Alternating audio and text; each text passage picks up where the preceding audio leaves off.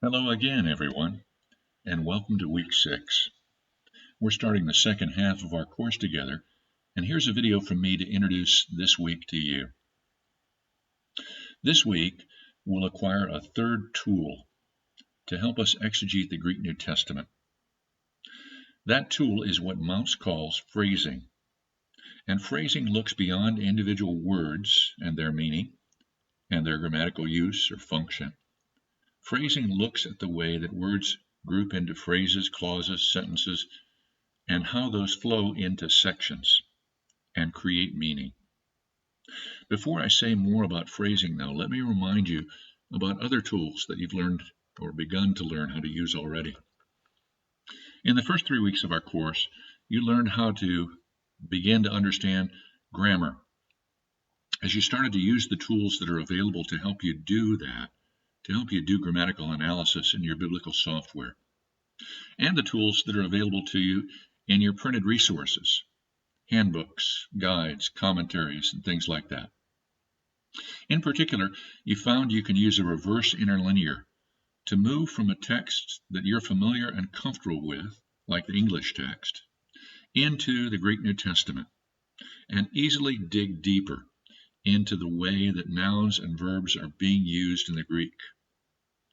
In that way, you can uncover more about their meaning and the meaning that the writer is trying to convey to you, meaning that often lies behind the English translation in ways the translation can't fully convey.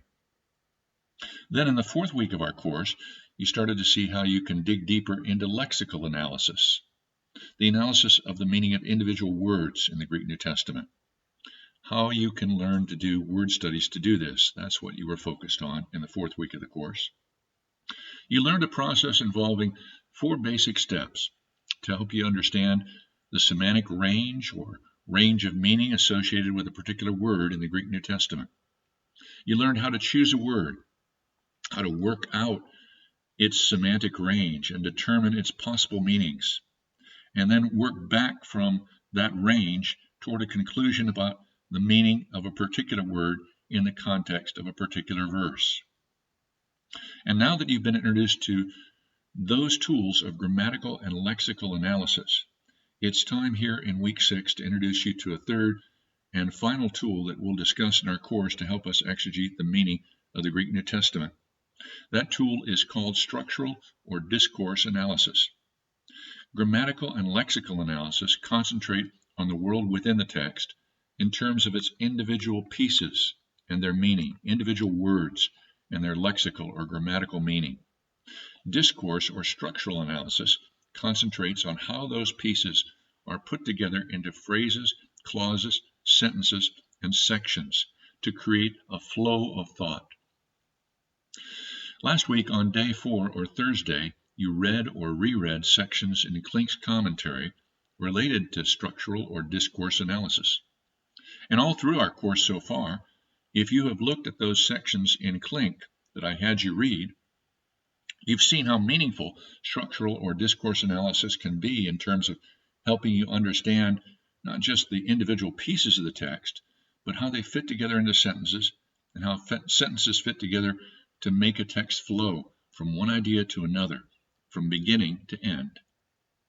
Tracing the flow of thought in a section or paragraph is another tool to use to exegete or lead out the meaning that lies in the world within the text of the New Testament.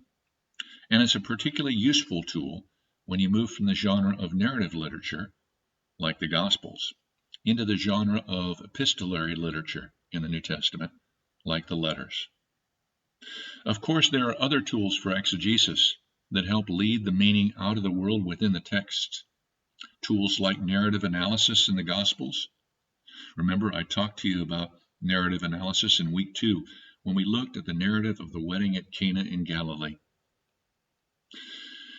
More of those tools are what you'll discover in Unit 2 in Biblical Interpretation, an Integrated Approach by W. Randolph Tate.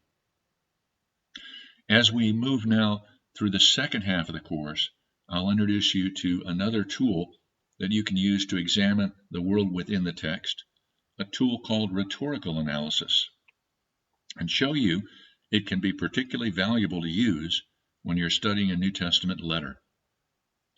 But here in week 6, concentrate on reading and understanding Mount's chapter on phrasing and enjoy learning more about Greek verbs and Greek aspects. Have another great week and another great New Testament text. And if you have any questions or just want to talk to me about something, please reach out to me. I'll be glad to meet with you. I enjoy interacting with you.